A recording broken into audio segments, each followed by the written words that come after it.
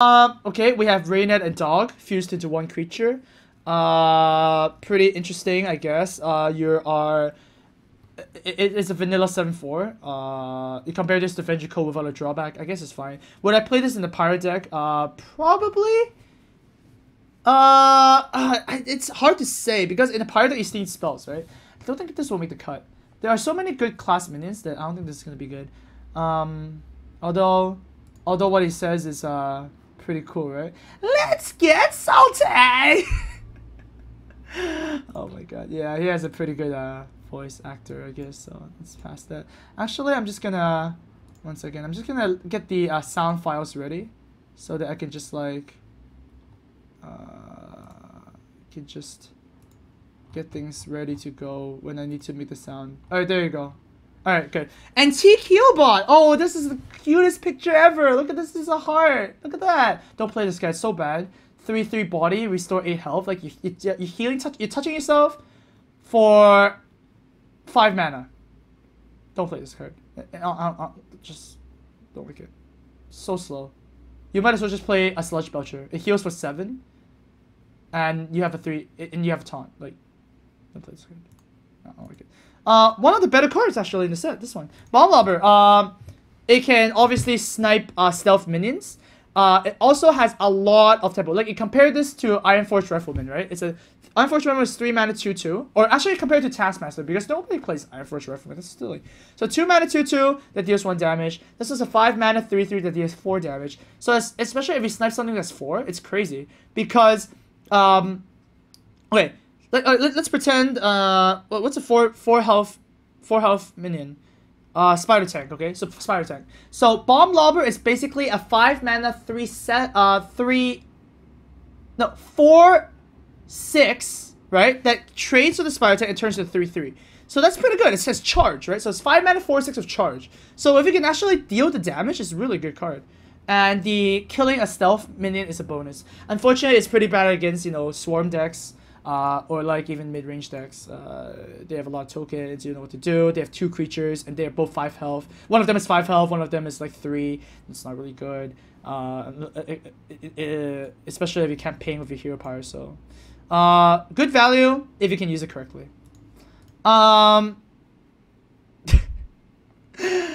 I hate Mad Bomber so much, but recently it's been doing pretty good. The randomly deal 6 damage is actually a bit more consistent, I guess. It gets like more minions on the board, obviously. But with 4 health, it's like it's kind of you know, I guess it's just barely makes it because 3 to 4 is actually very important, but 4 to 5 is a huge jump. That's why Yeti is so strong, right? Like you guys need to notice that like 5 health minions stick on the board. Like they're super sticky. Like 3 to 4 is like whoa, and 4 to 5 is like whoa, you know. So 4 unfortunately doesn't make the 5 cut, but the battle cry might be able to deal with things, especially with like a lot of tokens, I guess. I can't imagine this be played in constructed though. Maybe in an enraged warrior deck. I'm not really sure. Maybe in a deck that can like that really can use this effect well. But arena, I'll pick this card. Why not? It's pretty good when you're behind. 4 is really sad though. It's 4/5. I'll play it. Jump Bot is 1/5 that turns to 3/7 because the turn you play it, you're probably killing a mech. 3/7 that has a potential of growing is fine, I guess. 7 health is really good. But it's an epic for a reason because it's really hard to use well. All epics are like that, guys. Like rares are better than epics in arena. Like if you drop an epic, then you have to think very very hard because epics are really hard to utilize correctly. That's why they labeled it like this way. You see that in the whole set, epics are kind of bad in the sense that they need very specific situations to make this work. If you have 2 mechs, then obviously it's just insane. It's a win condition, but at the same time, I think I'll just play Enhancer Mechano over this. You know, Enhancer Mechano is a bit better of a win condition. If you play this just dry, like just a naked 1/5, it's just bad. So yeah, it might get stuck in your hand a lot. This is also one of the better cards in the set actually. 5 mana 8/8. It's a 5 mana giant, and whenever your opponent plays a card, you get screwed over 3 times. If they play 3 cards and you get screwed over 9 times, you get screwed a lot with this card. Why this is good though is because you develop the body, especially for like if you count all your games, how many games realistically do go to fatigue? And how many games do you have like 10 cards left in the game? There's a lot of 50% of the time, like even more so, that you still have 10 cards left in the deck, right? So I think this is fine. It's a mech that's a bonus, and yeah, but like it's a good card, but when you compare it to Handlock, where they can just put a 4 mana giant, it seems like it's not that good for its drawback, but still, it's a really good card. I would play it in Arena. In Constructed, would I play in a zoo deck? Probably not. In the zoo, the part of zoo is you need to buff your minions and not just play a single big minion. Like suddenly your zoo deck is weaker to BGH and death and stuff like that. Like no. So it's definitely interesting. Although the card is itself really good, I don't know where it's gonna fit. There's a tech card when I see one. Destroy Beast, so it's good against Hunter and Druid, right? Because Druid the Claw is gonna turn to a beast. 3 health though. 3 health. Remember the 3, 4, 5, yeah? 3, 4, 5, yeah. It's the lowest spectrum of this. If you can kill something, then good for you. If you can't kill something, then bad for you. If you're not facing a Hunter or Druid, then about the best things you can snipe are like what? Kodo, Direwolf Alpha, Owl, Skittles. Yeah, that's really about it. No. I mean, Druid and Hunter. The Druid and Hunter tech, right? It's like the stealing secret one is Hunter and Mage tech. There's so many Hunter techs now, you know. They're like, okay, the community hates hunters. Let's make a hunter killing hunter deck. Memory Side is it's actually quite good because it has a very good body. 5 health is the top of the spectrum for the health pool, and it has a hidden win condition. Of course, we know that Voltron is just it's a 4/8 that charges with Mega Wind Fury, right? So it's a very interesting win mechanic. Even if you don't pull it off, you're just paying 1 more mana for 1 more health. I mean, if you play Priest enough, you notice that sometimes you need to play a 6 mana Cabal Shadow Priest or nothing, and it's still not that bad. So this is certainly not that bad. And of course, you can always use this, especially if you use a mech deck. So I think it's a staple in all mech decks. Like, it's just a free win condition. Like, why wouldn't you put this in? Very good card. This is also one of the better cards, Blingtron 3000. I rate this really highly. I love this card because it makes my priest able to use weapons. Basically, Blingtron is not going to be used by any decks that have weapons. And Blingtron will be used by any decks that do not have weapons. So here's the justification. So first of all, you need to also read this effect as destroy your opponent's weapon and equip a new one for them, okay? So for example, if they have a Gorehowl, nope, they don't have a Gorehowl anymore. Well, maybe they equip a new Gorehowl, but what are the chances of that? And secondly, it also makes tech cards like Harrison and Ooze fine. It's just a fine include in any of the Blingtron decks, you know? You always have a target for Ooze now, right? So there you go. Very good card. I love this card. The body is kind of small, but I think the effect is just too good. Because, like, pretend if this does not equip a weapon for your opponent, right? Pretend it's a 5 mana 3/4 that equips like a, what's an average weapon? 3/2, okay? Yeah, Fire Wind Axe is pretty average. So that's insane. That's like a 3 mana 3/4, equip a 2 mana War Axe for no card. It's insane. So if you could get some bonus from your opponent getting the weapon, so either destroy the opponent, destroy your opponent's current weapon, or destroy your opponent's weapon that you give them, it's just insane. It's a really good card. I love this card. Okay, it's really good. Ooh, whoops, that's a misclick. Alright, let's keep on going. Piloted Sky Golem, also very good because it's like insane Cairn. 4-cost minions are generally also pretty good. Like we already looked at it, right? They have high health. They have not really high attack. In some cases, you know, there's a lot of 2/5s now. That's 4-cost. But still, it's like something that sticks on the board. Okay, like not bad. It has 6 attack, so it trades up. You know, it's really important 6 attack. Like the reason why a lot of people don't play Cairn anymore in Constructed these days is because it's 4 attack. It doesn't trade upwards. Right, it's sticky, but it doesn't trade upwards. This is sticky and it trades upwards. So good card. I really like all the piloted cards. It's really good. I rate this highly. Gazlo. Now that's an interesting card. So I wish there was a list of all mechs. I guess we can search it on like a database or something. But this makes spare parts actually useful, right? Although you have to remember that when you cast a 1 mana spell, you don't gain board. You just gain the card draw. and the card draw is realistically anything, right? So you're just gaining a card, a resource, card advantage, right? So that's just, you just have to be a bit careful with that. You don't play Gazlo and you cast like 3/1 mana spells and you win the game, right? You don't do that. You just get card advantage.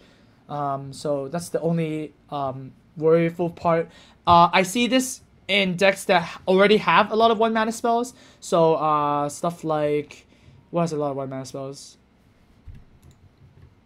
Shaman, right? Shaman has a million 1 mana drops. The Rogue has a million 1 mana drops.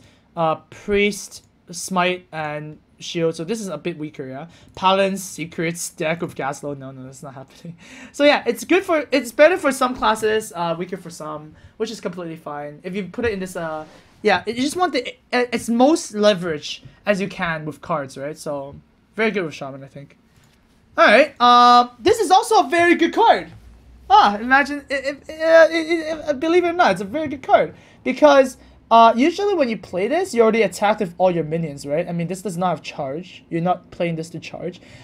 This screws up your opponent's turn. That's why it's good. Yeah, that is why it's good. Because it's already a bit over budgeted. I mean, it's like fairly okay because 6 mana is like a reverse Boulder Fist Ogre, so it's like the stats are fair already. And with this effect, it's actually really good. Because you get to screw up your opponent's turn, especially if they have minions. So, yeah, not a bad card. Although there are better 6-drops that actually do something, like do something more significant to the board. This does something, but it requires your opponent to have board. Which in the case that, why are you not using spells? Why are you playing minions? So, yeah, there you go. Not that bad, but it'll be interesting to see where it's gonna work. I still think I think it's a good card. Oh, Sometimes good cards can't really do well in a specific deck because they have a different win style, like a path to winning, you know. Toshli is it's okay. You gain 2 spare parts, which I mean, I guess you can combo this with Gazlo or something. It's pretty much dry 5/7 in most cases though. You could treat it as like a 7/5/7 that you can also use the spare part right away, which in that case then it sucks a bit more because 7-drops are really strong in this game. Like 5/6 are strong, 7s are strong, and then 8/9s are really strong. That's how this game is kind of done, right? So if you treat this as a 7 mana 5/7, it's not that strong, but still it is something. This is an interesting effect. I think they played it a bit safe first to let people getting used to Battlecry and Death Rattle. So yeah, it's fine. Not too crazy about this card, but I don't mind this card either. This card is insane. This card is insane. See, that's why it says 7 mana creatures are insane. Like, this card is insane, right? Especially in like, people have to cast spells. You have to cast spells, okay? So you kill this, it turns into 3/5. That's like, the worst case is obviously trades, right? The normal case is that they use a spell and kill this. You get a 3/5. You know, the Burly Rock Draw is the 3/5, yeah? Best case is that they need to use 2 spells or 1 spell and a minute and you get a 3/5. This is insane. Like, this is just crazy. Let me tell you, okay? I like this. I love this card. Love it. Nah, it's a good card. And funny part is, this might get sniped by MC Tech. But that's just shenanigans, right? I mean, force your opponent to summon 3 of these and then play MC Tech and then steal this. Oh my god, no, don't even start. This is also an insane card. Like, 7-drops have been so good in GvG now. Like, Boombots, to those of you who don't know, are the I'm not gonna click because it's gonna ruin the order, but they're basically 1/1s that when they explode, they deal 1 to 4 damage to a random enemy, right? It might hit the face, but that's crazy, right? That's just insane. 7/7 with 2 1/1s that also deal damage when they die. It's crazy. So these 2 cards, the only risk when you play this is that they don't have taunt, I guess. Like, if your opponent has like something they're doing, they're still gonna do it. But if you can play this on like a dry board, like an empty board, it's awesome, right? Like a naked Trogsor and a naked Dr. Boom, it's just crazy. Insane. Insane. Force Tank Max, that's pretty fat. I think it will be played in Arena just because it's Divine Shield. Like, Divine Shield scales with the more stats it has, right? That is exactly why Crusader is a 3-1 for 3, and Squire is a 1-1 for 1, right? Like, the more attack and health creature has, the better the Divine Shield is. It's like, it gets compoundly better. So, this is actually not that bad in Arena. In a Constructed, I'm not really sure. You pay 8 mana to do nothing. It just sits there. But I think it's not that bad a card. It's pretty good. It's okay. I won't play in Constructed though. It's just too slow. And I mean, the gun looks pretty fat. So, there you go. That's a bonus. This is also a card that's not too exciting. I would play this card instead of this card any day of the week. Like any day of the week. This one is like, there's so many requirements, okay? The requirements is that your opponent has more than 1 minion. Your opponent can't play Feral Spirits, okay, fine. Like, that's added bonus, but just, it's really hard to use this effect correctly. 6-9, I'd be playing Godzilla instead, I think, for 1 mana cheaper. It just comes out early. Like, 8 mana is just like, remember the 5-6 and then 7 and 8-9? That's how I look at things, right? If you're going to 8-9, you're going to the high tier. And you need something that has a high tier effect. So, I don't think the effect is that good. So, like, you can treat this as like, okay, any class can use Godzilla now, but do they really want to pay 1 more extra mana for that? When they can just play something like a Tyrion, play something like another 8-drop, Ragnaros. I don't see this. Not really a big fan of this. This card can create a lot of shenanigans. The first thing I saw when I saw this card is that they better fix Nosdormu, because Nosdormu still has a lot of bugs with like the timing and stuff like that. Yeah, it's a fine card. You get screwed over sometimes, but legendaries are very skewed in that they either suck a lot or they're really, really good, right? There's not really in between. There's like only what Mukla, that's in between, Hogger, Harrison Jones, you know, those 5/5s, 4/4s, 4/6s, and stuff like that. Those are in between, right? So you either get something really crazy, like a dragon, or you get Napigo. And then you just quit Hearthstone and actually go out fishing yourself. Nah, who am I kidding? Hearthstone players don't go outside. Mechgineer Thermoplug! Also, oh, that's really I don't like this. I don't like this. It's so much. There's so much. What's that called? There's so much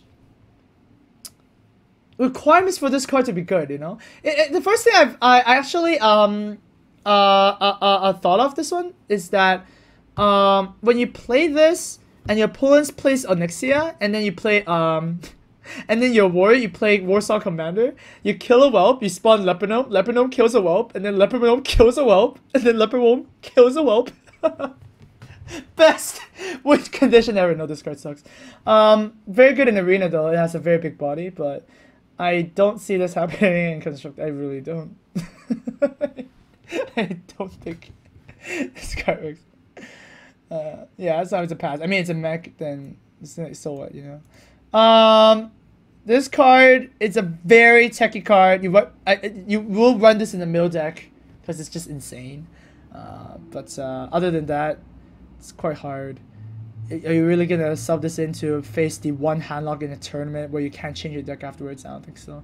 So yeah, if you can give your opponents cards, that's fine. Mukla plus Clockwork Giants, Oracle plus Clockwork Giants. If you combo this though, be careful. It's not a 3 or 4 mana drop anymore. It's like a 6 mana drop. The most optimistic is a 5 mana drop because you have to play a 3 drop to give your opponent cards. Like Mukla and Oracle both are 3 drops, right? So you 3 drop them into 10 cards. You play Clockwork for 2. There you go. So it's a 5 mana card at best. More realistically, a 6 mana card. If you're facing against like Miracle or like even Miracles play their cards. Like it's not, so not a big fan of these cards.